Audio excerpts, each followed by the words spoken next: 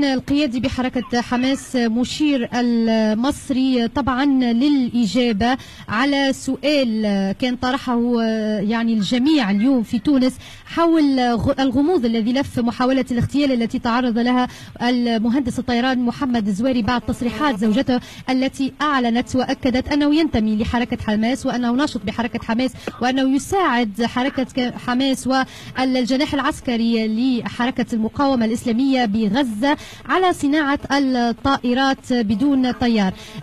مشير المصري، ما ردكم على هذه التصريحات؟ بسم الله الرحمن الرحيم. اولا نعلن تضامننا مع الشعب التونسي الشقيق الذي دوما يؤكد انحيازه الى القضيه الفلسطينيه العادله ومناصرته لشعبنا الفلسطيني، وايضا نعلن تضامننا مع اسره الشهيد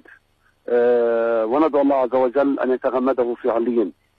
الامر الثاني، اعتقد ان اي ارتباطات ذات بعد عسكري الجهه الوحيده الكفيله بالاجابه عليه هي الجهة العسكرية، ولدى حركة حماس الشق السياسي الذي نتحدث في شأنه. أما الشق العسكري فهو تابع لكتائب الشهيد عز الدين القسام القادر على أن يفصح أي معلومات إذا كانت تمت ارتباطات مع الشهيد الذي قضى نحبه. الأمر الثالث، أعتقد على كل الأحوال أن الشهيد الذي أفصح عن قدراته من قبل بقدرته الهندسية والتكنولوجية بصناعة طائرة بدون طيار، ثم استهدافه من بعد ذلك على هذه الخلفية، يعني المستفيد الوحيد من وراء استهدافه هو العدو الصهيوني،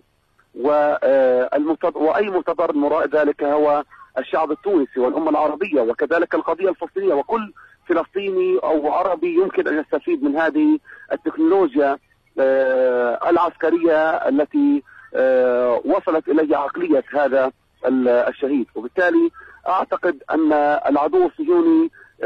لديه سجل حافل بالاغتيالات السياسية واستهدافه لكل النشطاء العرب والمسلمين وأحرار العالم الذين يتوصلوا إلى قدرات تكنولوجية وعسكرية أو حربية، وبالتالي وبخاصة فيما يتعلق بجانب الطائرة بدون طيار الذي يتبجح ويتشدق العدو الصهيوني بأنه أول من صنعها، وأنه ليس بالمقدور العربي أن يصل إلى هذا التطور في الترسانة العسكرية. بالتالي هذا يؤكد بأن الموساد الصهيوني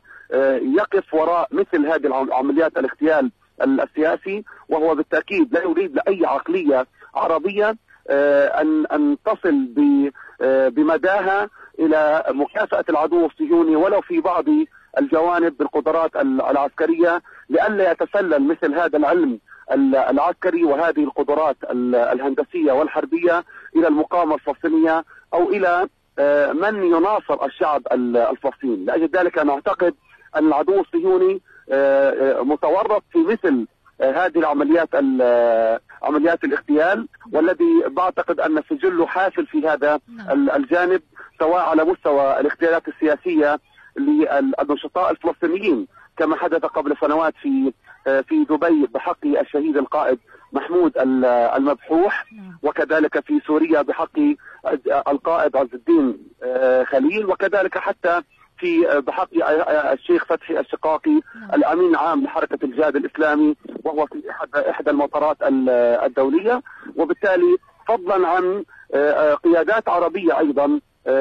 وعقول عربية كان الموساد الصهيوني يقف وراء اغتيالها للحيلولة دون يعني أي تطور وتقنية وتكنولوجيا حربية وعسكرية يمكن أن تصل إلى حالة من المكافأة في القوة العسكرية التي يتبجح فيها العدو الصهيوني في محاربة شعبنا وأمتنا. نعم، إذا أنتم لا تنفون أنه هناك